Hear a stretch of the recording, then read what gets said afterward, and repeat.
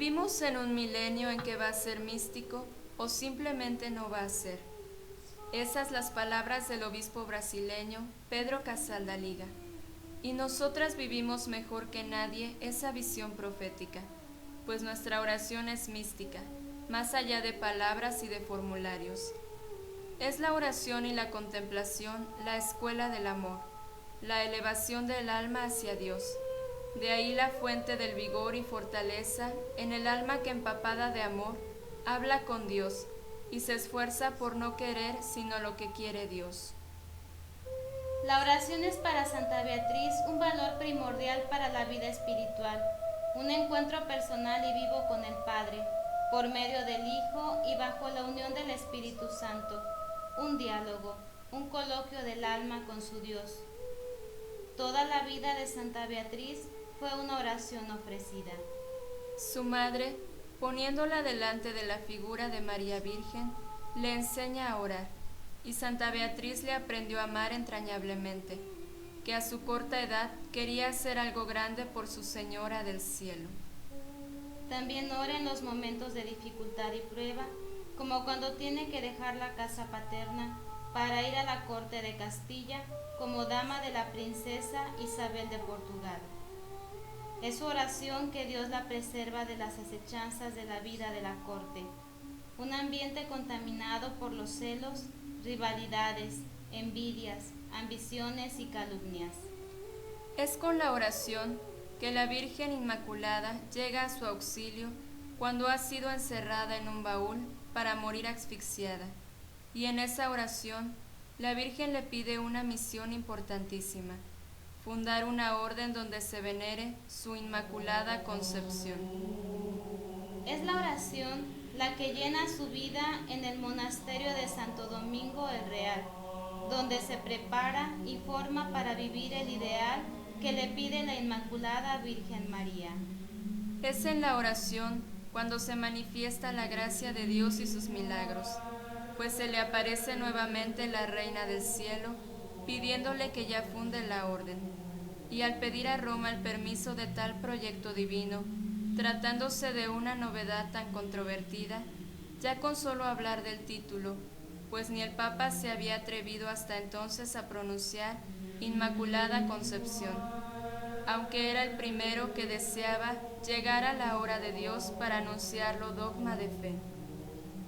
Es la oración la que la mantiene firme ante las humillaciones al decirle por tal proyecto: ¿cómo se le ocurren tales sueños? ¿Quiere que le aprueben una orden con título tan controvertido? No faltarán casos en que se le tratara como visionaria orgullosa y deficiente. Y es allí donde Santa Beatriz ora y calla, porque sabe que la Virgen no falla, que la voluntad de Dios se cumplirá. Santa Beatriz ora cuando la bula de aprobación de la orden se pierde en el mar, al haberse hundido el barco que la traía, y milagrosamente la recupera. Es en la oración que la Virgen se le aparece y le anuncia su pronta muerte. La exigencia para orar es apartarse, separarse del bullicio.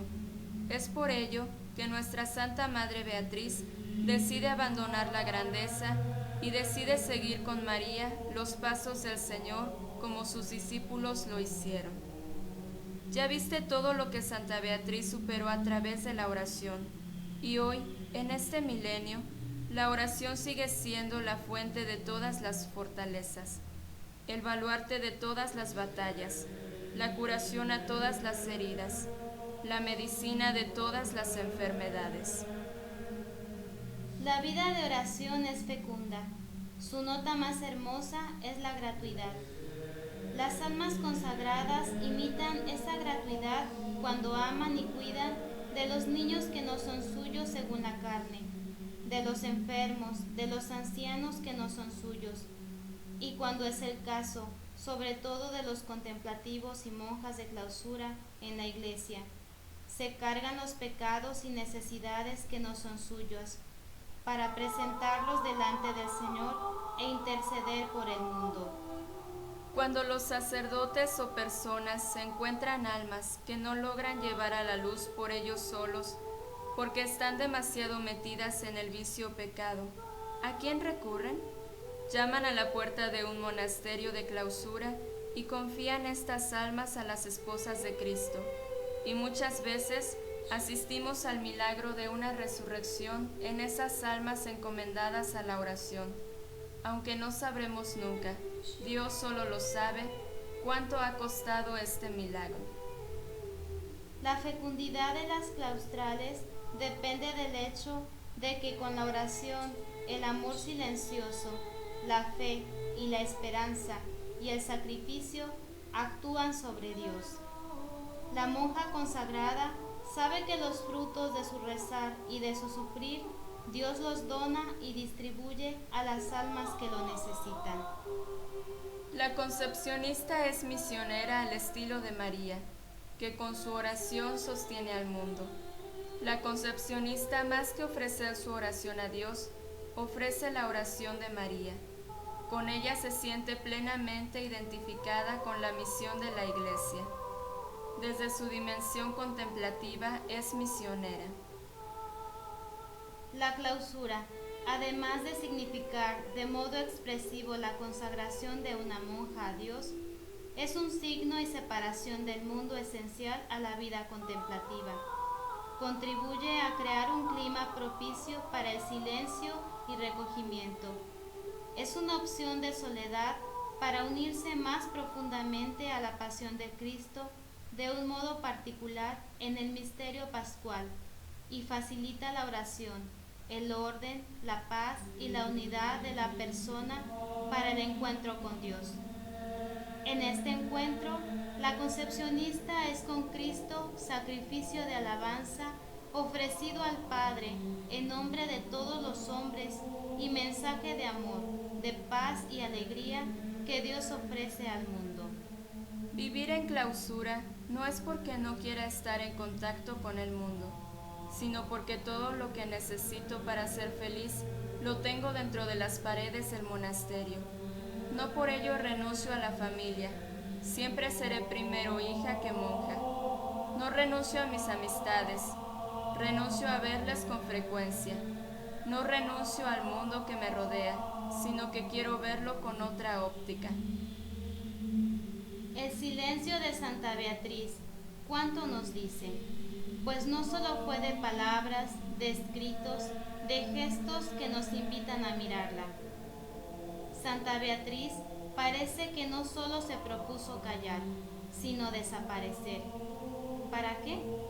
Para que solo mirásemos, contemplásemos a María como madre y maestra, ya que María fue la discípula más aventajada de Cristo y de su Evangelio, y esa imitación de María Santísima que a los pies de Jesús en la cruz y en espera de la resurrección, contemplando silenciosa los misterios de su Hijo, conserva todas las cosas en su corazón.